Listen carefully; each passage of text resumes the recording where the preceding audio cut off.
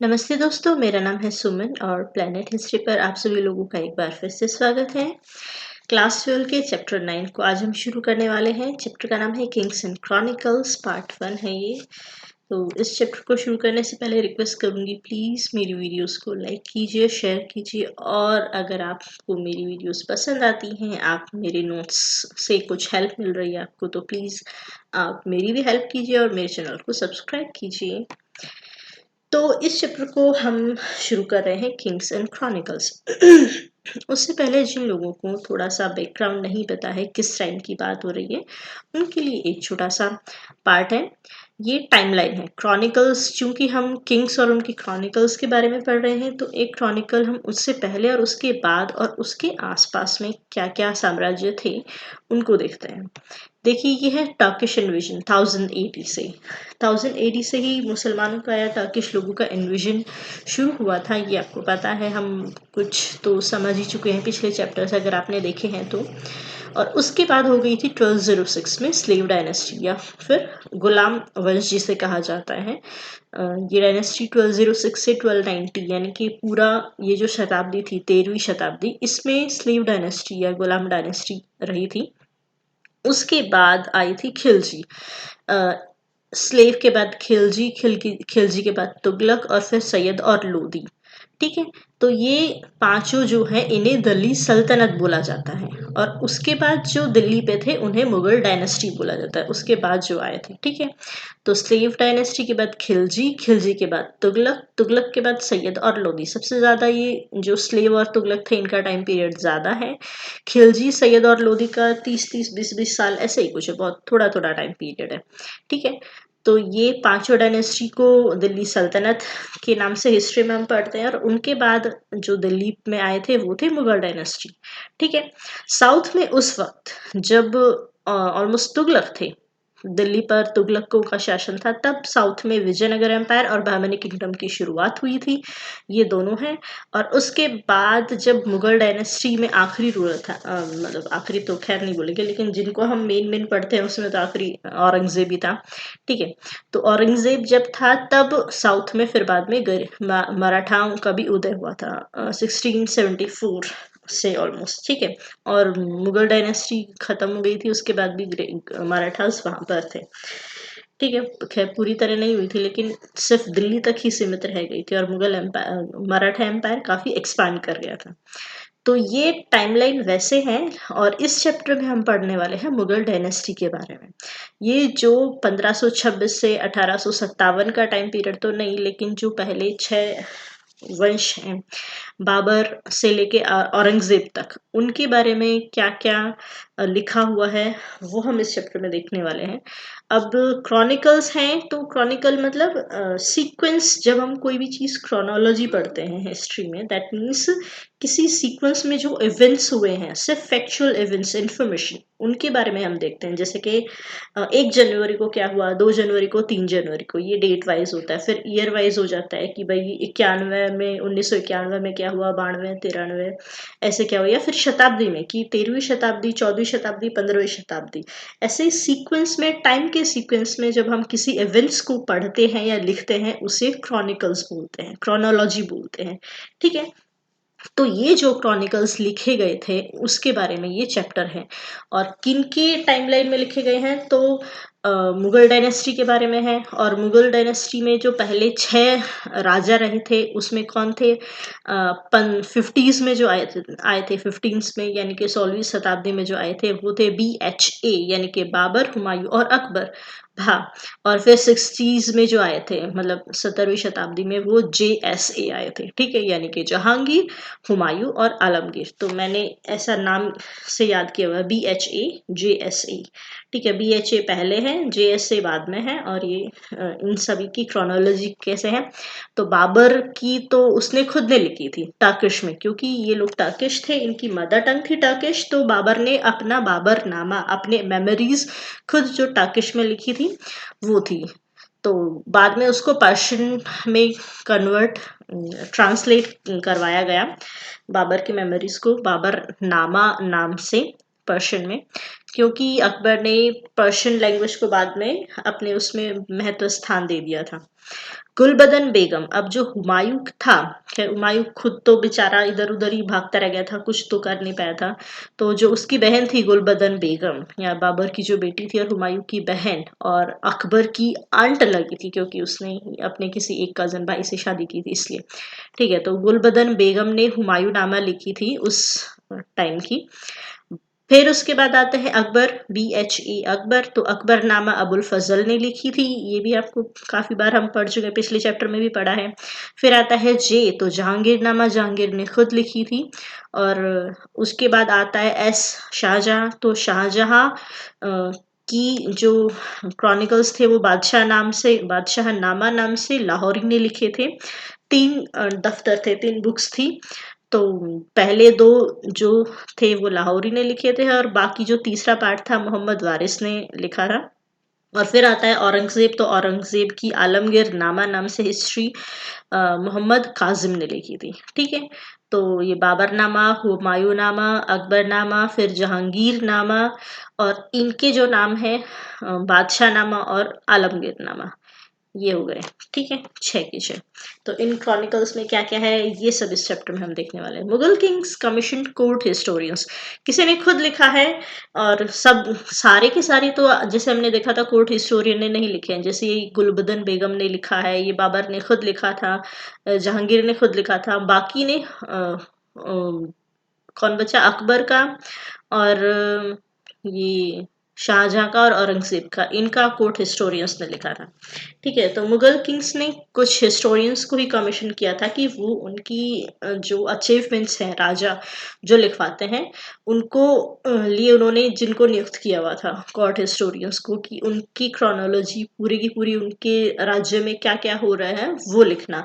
और ऑब्वियसली उन्होंने खुद उनको उनको नियुक्त किया हुआ था, तो वो हमेशा सिर्फ वही लिखवाना चाहिए, उसमें लिखेंगे जो भी लिखवाना चाहते हैं, जो इन्फॉर्मेशन आगे आने वाली पीढ़ियों को देना चाहते हैं। जो नहीं बताना चाहेंगे वो उसमें नहीं मेंशन करवाएंगे। ठीक है, the writers collected vast amounts of information from the regions of subcontinent to help the rulers govern their domain. Modern historians who write history in English have termed these accounts as chronicles because the accounts give information in chronological order. Chronicles are an indispensable source of any scholar wishing to write a history of the Mughals. They were a repository of factual information about the institution of the Mughal state. They were intended as conveyors of meanings that the Mughal rulers sought to impose on their domain. तो खैर क्या क्या है उसमें इनको English लोगों ने chronicles नाम दिया बाद में, उन्होंने अपना इतिहास जो भी जिस भी नामा से लिखवाया था। और उसके बाद जो जो हिस्ट्री में हिस्टोरियंस इंटरेस्ट रखते थे, लिखना चाहते थे, उन्होंने इनको उठाया। इनके इंग्लिश ट्रांसलेशंस भी हुए, कुछ के अधूरे रह गए, और उसको फिर लिखना शुरू कर दिया कि भाई जो फैक्चुअल इंफॉर्मेशन उसमें दी गई है उसका एक मीनिंग निकालना। देखो हिस्ट्री में कभी भी कोई भी इवेंट होता है तो उस इवेंट के पीछे का कारण कुछ भी हो सकता है, उसका रीजन कुछ भी हो सकता है, या फिर जिसने वो करवाया है उसके भावनाएं कुछ भी हो सकती है। लेकिन हिस्टोरियंस जो लिखता है वो उसको जिस नजर से देख रहा है उसी नजर से उसको लिखेगा, या फिर जहां तक उसकी अपनी समझ है। तो जो मीनिंग निकाले जाते हैं, जो कन्वे करना चाहता है राजा, वो अलग भी हो सकता है जो हिस्टोरियंस बता रहा है उससे। इसलिए हिस्ट्री में फैक्ट्स ही नहीं होते हैं, सिर्फ उनके मीनिंग्स जो होते हैं उनको भी पढ़ा जाता है। और वो हमेशा नहीं कि जो हिस्टोरियंस ने उसका मीनिंग समझा है वो वही रहा हो या ना रहा हो, इसका कोई प्रमाण नहीं होता है। ठीक है, तो इसलिए हिस्ट्री में हिस्टोरियंस के हमेशा आपस में मतभेद रहते ही हैं काफी सारी चीजों को लेकर। द नेम मुगल, अब जो मुगल हिस्ट्री हम पढ़ रहे हैं 16वीं और 17वीं शताब्दी की, वो मुगल नाम इंग्लिश जो हिस्टोरियंस थे उन्होंने उनको दिया था। क्यों दिया था कि वो मंगोल्स जो थे, जिनके बारे में हमने 11th चैप्टर में पढ़ा था, चंगेज खां मंगोल रूलर, उनसे भी ये कनेक्टेड थे कहीं ना कहीं, इसलिए उनको मुगल नाम अंग्रेजों ने दिया खुद को। लेकिन मुगल्स ने कभी भी मुगल या मंगोल या फिर चंगेज खां से कनेक्टेड करने में कोई प्राइड कभी नहीं लिया था। वो हमेशा खुद को तैमूरिड्स कहते थे। They call themselves as Timurids, the descendants of the Turkish rule Timor.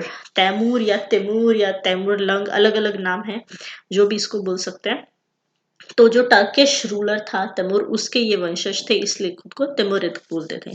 During the 16th century, Europeans used the term Mughal to describe the branch of the family of Timur.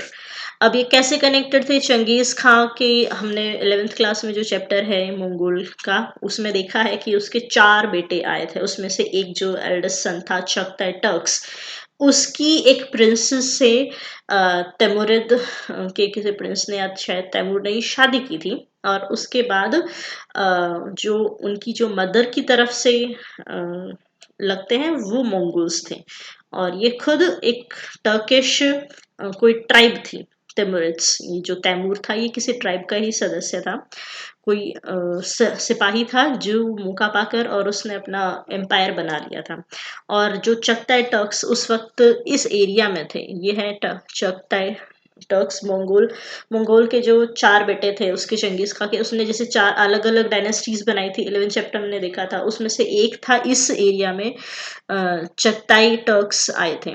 इन्होंने चगताई खानत, इन्होंने अपना empire बनाया था, और यहाँ पर फिर पहले चगताई टर्क्स थे, उसके बाद जब तैमूर को मौका मिला इसने अपना यहाँ पर एम्पायर बना लिया, तैमूरलंग।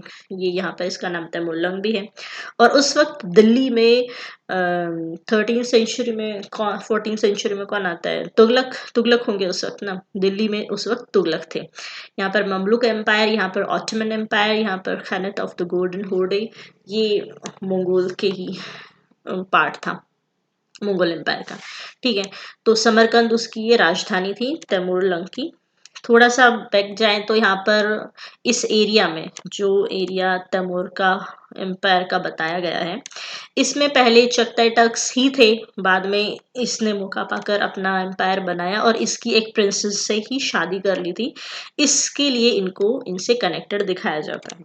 ठीक है, तो इसलिए बाबर अपनी माँ की तरफ से, और आगे भी शादी होती रही इन चगताई टर्क्स से ही, इसलिए बाबर को माँ की तरफ से मुगल मंगोल से कनेक्टेड है, और पिता की तरफ से वो तैमूर से कनेक्टेड है। बाबर का जो दादा था, उसके दादा का परदादा तैमूर था, मतलब यानी कि 5वीं पीढ़ी में कुछ बाबर आता है।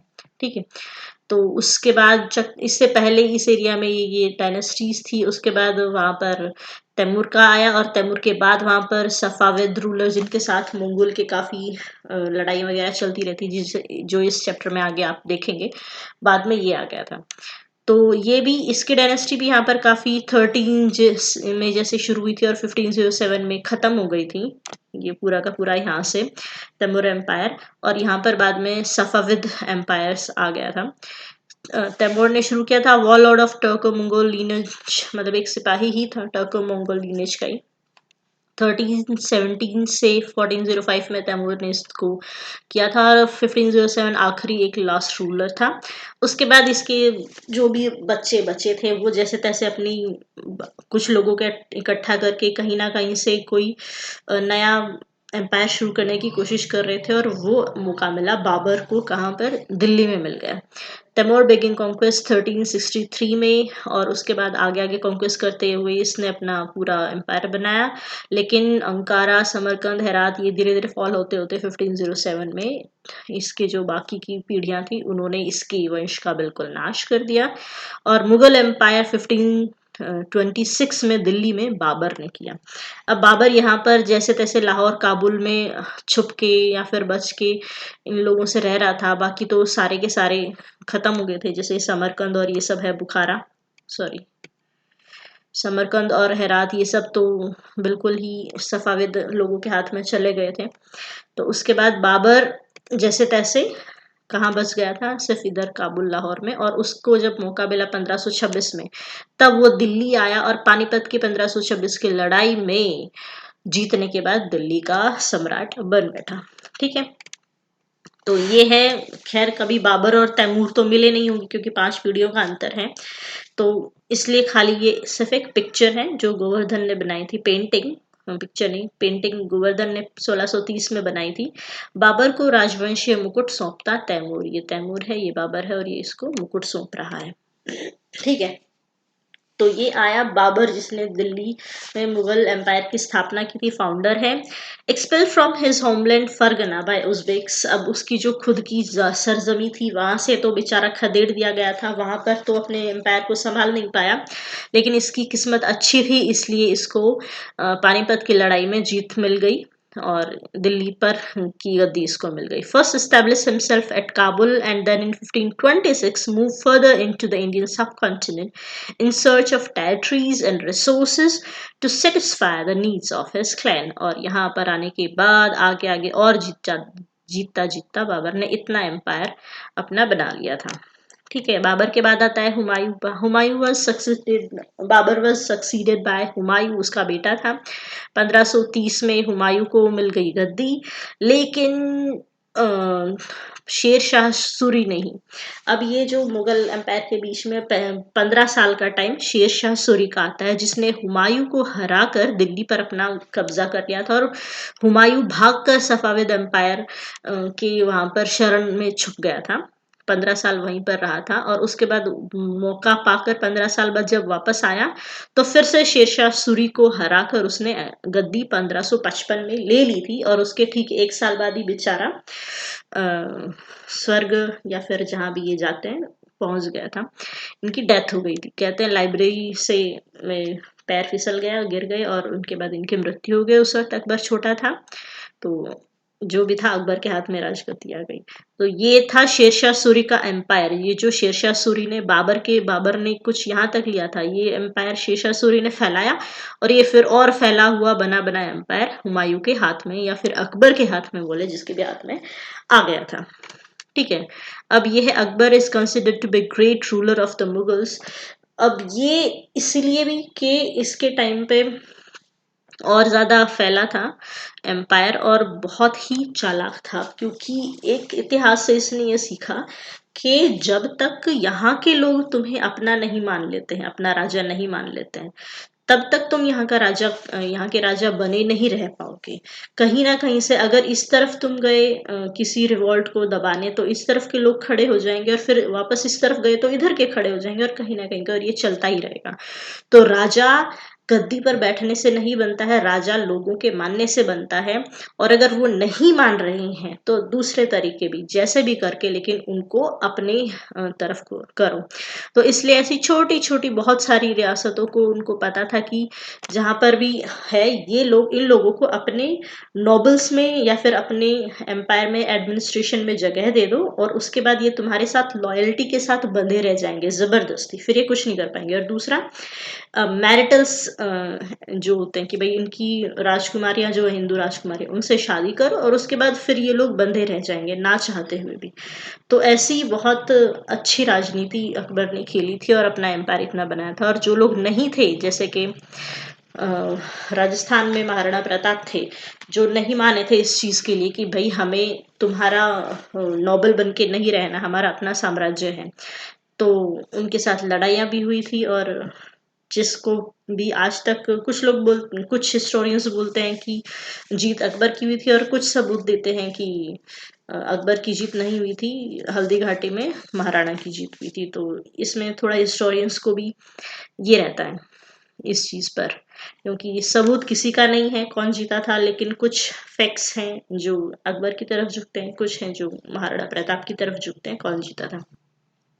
So he expanded his empire and made it as the largest, strongest and the richest kingdom at the time of his rule। और ये और आप देख रहे हैं कहाँ तक बढ़ गया था। साउथ में ऑब्वियसली उस वक्त ये एम्पायर है, विजयनगर एम्पायर तो खैर थोड़ा कोलैप्स हो गया था, और इधर बहामनी किंगडम है और ये गोंडवाना है, ये पूरा का पूरा काबुल तक अकबर लेकर गया था।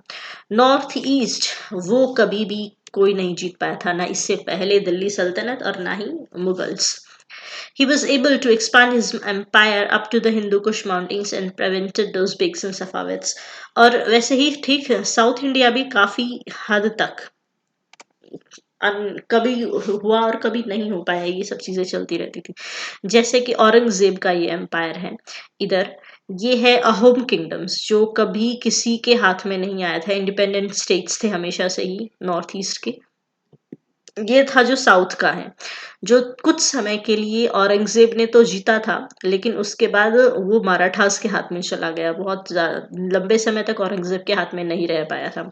जहांगीर और शाहजहां इधर तक ही रह गए थे, बहुत ज़्यादा नहीं। ये नीचे का सिर्फ अकबर औरंगज़ेब ही ले पाया था। ये वाला जो अकबर के बाद जो रह जाता है, ये पार्ट ये अकबर का था। तो उसके बाद के 2 रूलर्स इसी में सिमटते हैं, कुछ खास ज़्यादा नहीं था। ये औरंगज़ेब का पार्ट था।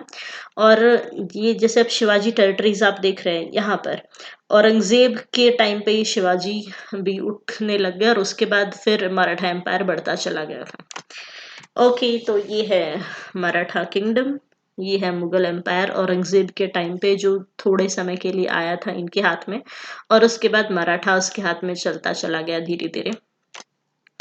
आप पॉज़ करके इन चीज़ों को पढ़ सकते हैं अगर आपको किसी को पढ़ना है तो। मैं चलती हूँ आगे। तो ये थोड़ा-सा इंट्रोडक्शन, मैंने कुछ एक्स्ट्रा चीज़ें भी डाली इसमें, क्योंकि मैं थोड़ा-सा, जो लोग कम जानते हैं हिस्ट्री के बारे में, उनको थोड़ा-सा आगे-पीछे की चीज़ें पता होने से लोग लिंक करके उस चीज़ों को याद रख पाते हैं। ठीक है, तो ये इंट्रोडक्शन है इस चैप्टर का, जिसमें थोड़ा एक्स्ट्रा मैंने पढ़ाया है। आपको कैसा लगा है, पसंद आया तो बताइए मुझे कमेंट में। कुछ नहीं समझ में आया है, तो वो भी आप मुझसे पूछ सकते हैं। और पसंद आती है वीडियोस तो लाइक कीजिए, शेयर कीजिए और सब्सक्राइब ज़रूर कीजिए मेरे चैनल को। आज के लिए इतना ही, फिर नेक्स्ट पार्ट में मिलते हैं। Tata, bye bye.